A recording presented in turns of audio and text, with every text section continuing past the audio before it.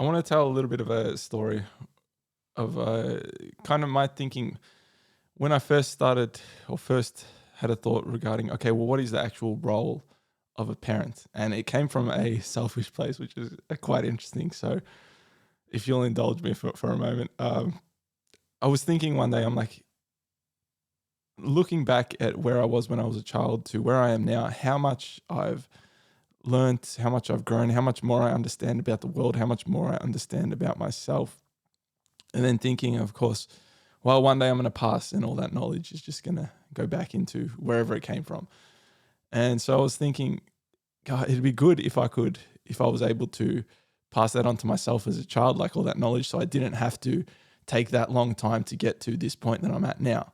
But obviously, we can't go back in time, and I'm not one to try and break the rules of nature and figure out a way to go back in time and tell myself that. So I'm like, wouldn't it be cool if I could teach someone young who is at a younger age what I know now, and get them up to speed, get them up to where I am now faster than I got there, so that they can then progress and get further to me, which is kind of the same as what you're talking about with that whole slingshotting thing.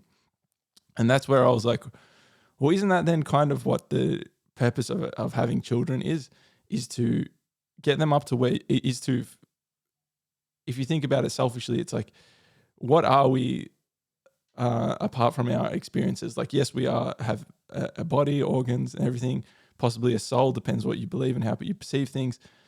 But if you think about who we are, is actually just a summation of all of the experiences we've had in life. If you can pass that on to someone else who will outlive us physically, then you kind of are still surviving, and then they can also carry that on and progress it further. So it's kind of like, if you think about your lineage, that's what's happened. You've had your great whatever grandfather, grandmother had experiences, they passed it down, and then their experiences are living on throughout the children. So I'll pause there for a second. Is there anything you want to say to that? Yeah, that's an interesting thing. I hadn't thought of it from that point of view, I guess. So let me get this right. Let me sort of feed it back and see if I understand.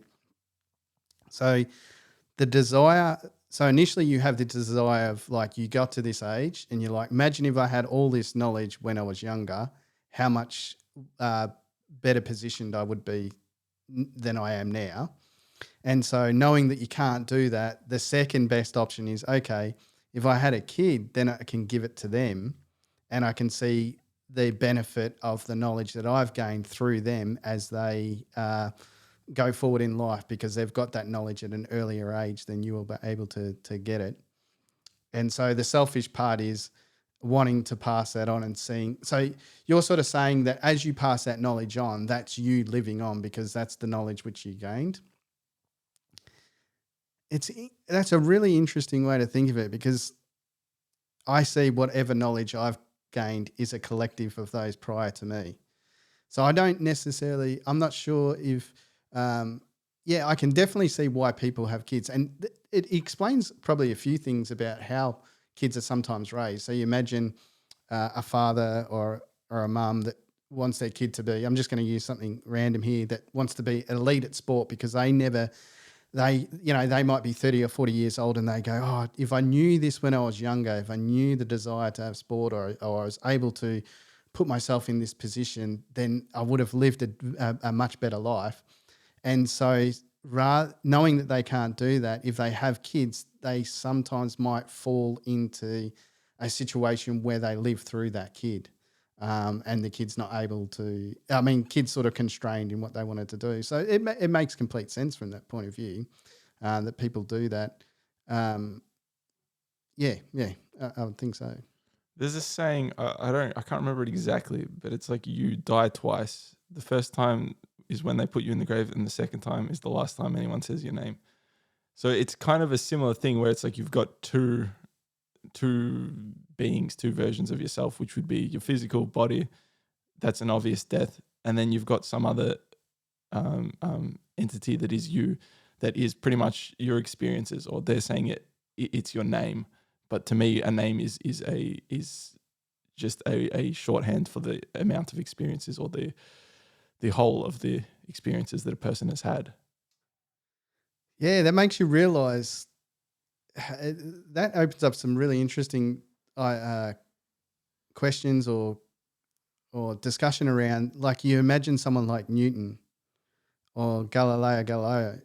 Do they did they have a desire to pass on that knowledge in the same from the same kind of perspective that you're sort of discussing? Did they see that this was the way in which they could contribute to life, and they wanted to see that carried on, and that's what was the desire to push through everything? So I think Galileo end up getting locked up and considered mentally ill, but still there was a desire to persist with his stand on what he knew about the world and to push that through. And I guess it might have been a couple of centuries later in which that was actually come to fruition. So in his situation, he's lived on. We still talk about these people. So he's lived on for much longer than his physical body.